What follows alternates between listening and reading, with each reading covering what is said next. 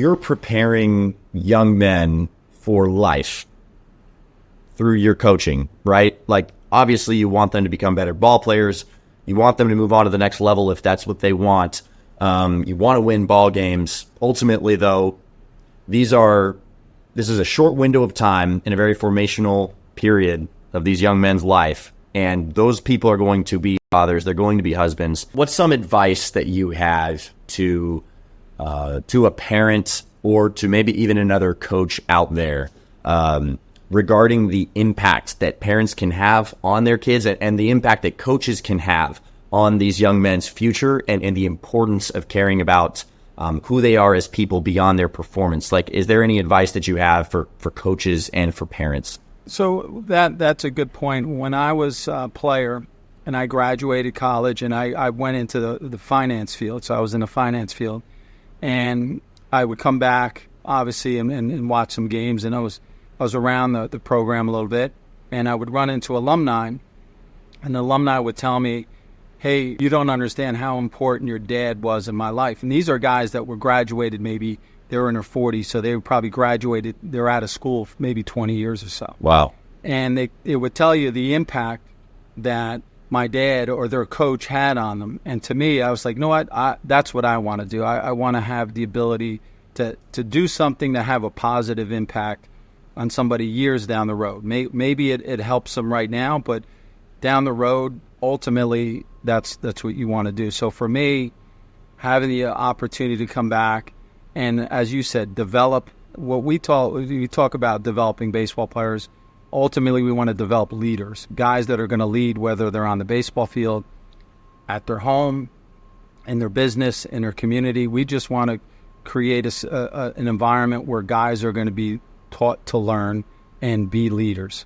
And I think one of the things that I saw as a coach is you have to be demanding of the players. You have to have standards. You know, I'm not a big rule guy, but I have standards. These are the things that we embody, and this is who we are, and this is what we do.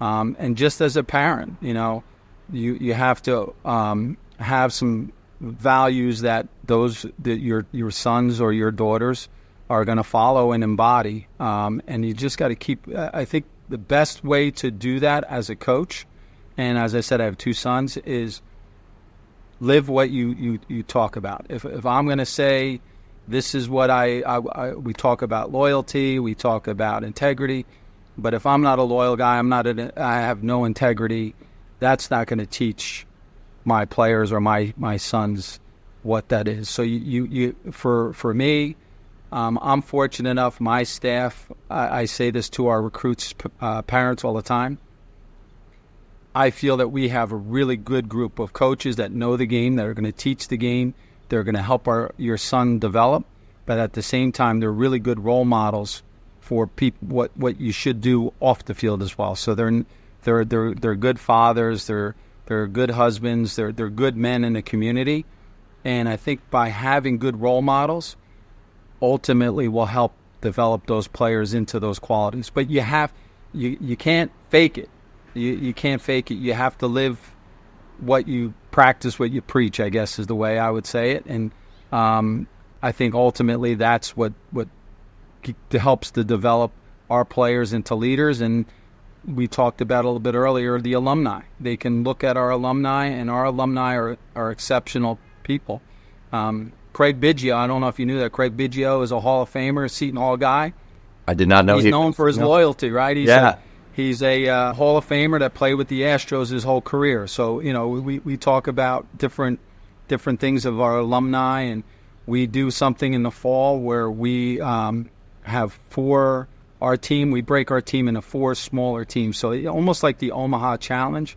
But what we do is we name them after alums. So we'll have like a Team Biggio or a Team Cerrone or Team Morris or whatever it may be.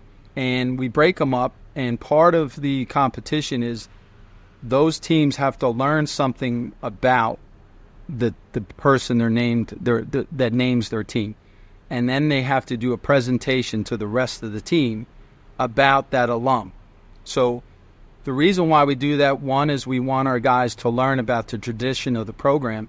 But just like you said, We want to show them what it's like to be a person who's a leader in their community that has an impact beyond baseball. So they interview these guys. They have an opportunity to talk to guys and talk about their experience at Seton Hall and beyond. And they learn a lot about what we talk about, being a leader, having integrity, being loyal, all the things that we really value as a person, and having a positive impact. And that's something that I think reassures, reemphasizes what we're trying to teach and develop our players to do.